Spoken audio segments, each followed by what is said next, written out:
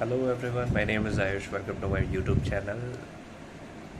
So आज मैं आप लोगों को शेयर करूँगा एविएशन इंडस्ट्री में जॉब कैसे पाए. We all know that aviation industry is one of the most glamorous industry to work.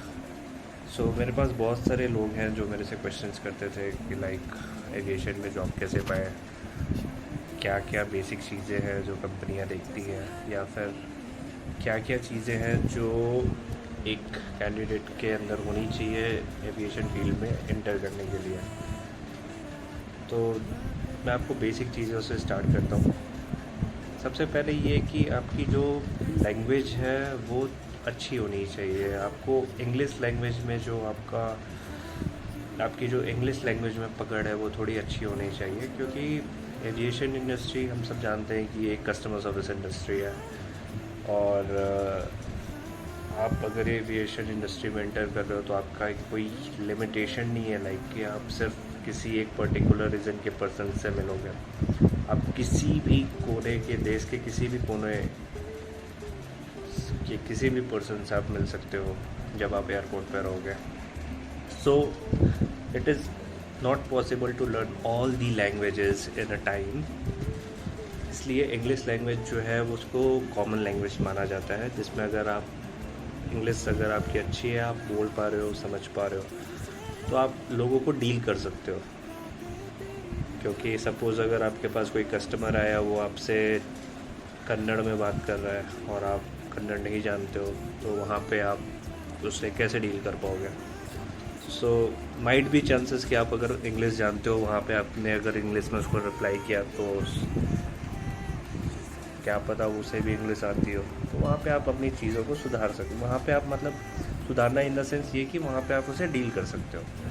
So basic motive ये है इंग्लिश नॉन होने का, यही कि आपको इंग्लिश अगर अच्छी होगी तो आप चीज़ों को डील कर पाओगे, सिचुएशंस को डील कर पाओगे. सेकंड बेसिक चीज़ जो आपको चाहिए वो ये कि आपका ग्रेजुएशन होना मस्ट है. पहले तो ऐसा था कि लाइक आप 10th और 12th के बाद आप अप्लाई कर सकते थे, बट अभी क्या है कि ग्रेजुएशन जो है वो मैंडेटरी हो गया है. ग्रेजुएशन मैंडेटरी अगर आप ग्रेजुएट हो तो आपको एक अच्छे पोस्ट पे जॉब मिल सकती है. उसके बाद आपको पता है बहुत सारी चीज़ें हैं, लाइक बहुत सारे कोर्सेज़ भी हैं, बहुत सारी कोचिंग सेंटर्स भी हैं जो कोचिंग ट्रेनिंग्स देती है आपको एविएशन फील्ड के जॉब के लिए. आप वहाँ पे भी ट्राई कर सकते हो. बट अगर आप वैसे जानना चाहते हो तो वैसे में बिना आपको कोचिंग के अगर आप जाना चाहते हो तो उसके लिए आपको वही हार्डवर्क बहुत करना होगा. आपको अपने इंग्लिश लैंग्वेज पे बहुत सुधार करना होगा. आपको अपने इंटरव्यूज़ स्किल्स गेन करने होंगे, क्योंकि जो आपका इंटरव्यू है वो बहुत अच्छे से होता है. वहाँ पे आपके लैंग्वेज को बहुत ज़्यादा फोकस करते हैं वो. इवन बहुत बार आपको कोई सिचुएशन भी दे सकते हैं लाइक कि अगर आप इस कंडीशन में फंस गए हो कस्टमर्स के साथ, तो आप उस सिचुएशन से कैसे बाहर निकलोगे. सो मेन मोटिव ये कि आपका वो प्रेजेंस ऑफ ह्यूमर जान सके, आपकी जो थिंकिंग है वो कैसी है, इस बात को वो पता लगा सके जो भी इंटरव्यू है. उसके अलावा आपको अपनी जॉब प्रोफाइल क्लियर होनी चाहिए, लाइक कि आप किस प्रोफाइल के लिए आप अप्लाई कर रहे हो. बिकॉज एविएशन इंडस्ट्री में सारे ही प्रोफाइल के टाइप के जॉब्स हैं. सो आप बेसिकली आपको पहले से अपना माइंड फोकस करना होगा कि आप किस प्रोफाइल के लिए अप्लाई करना चाहते हो. सो मोस्टली मेरे पास जो लोग हैं जो मेरे से पूछते हैं वो मोस्टली यही पूछते हैं कस्टमर सर्विस के लिए मुझे अप्लाई करना है, तो उसके लिए मैं क्या कर सकता हूँ. सो कस्टमर सर्विस में आपका यही है कि आपकी इंग्लिश अच्छी होनी चाहिए. सेकंड थिंग, आप ग्रेजुएट होने चाहिए. ग्रेजुएशन में कोई वो नहीं है, आप किसी भी बीटेक एमटेक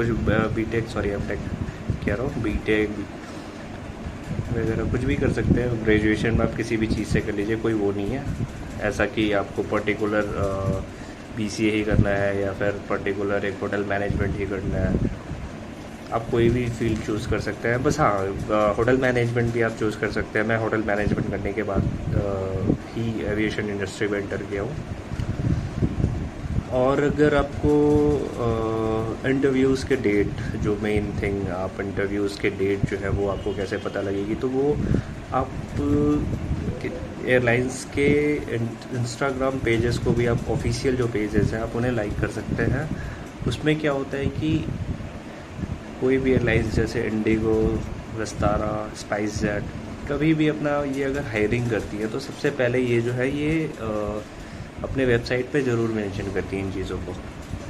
सो आप वहाँ से भी जाके आप डेट्स जो है वो पता कर सकते हैं कि किस डेट पे कौन सा इंटरव्यू होने वाला है, कौन से डिपार्टमेंट का इंटरव्यू होने वाला है। और मैं तो खैर अपडेट देते रहूँगा कि कौन से एयरलाइंस का इंटरव्यू कहाँ पे होने वाला है और कब कब होने वाला है।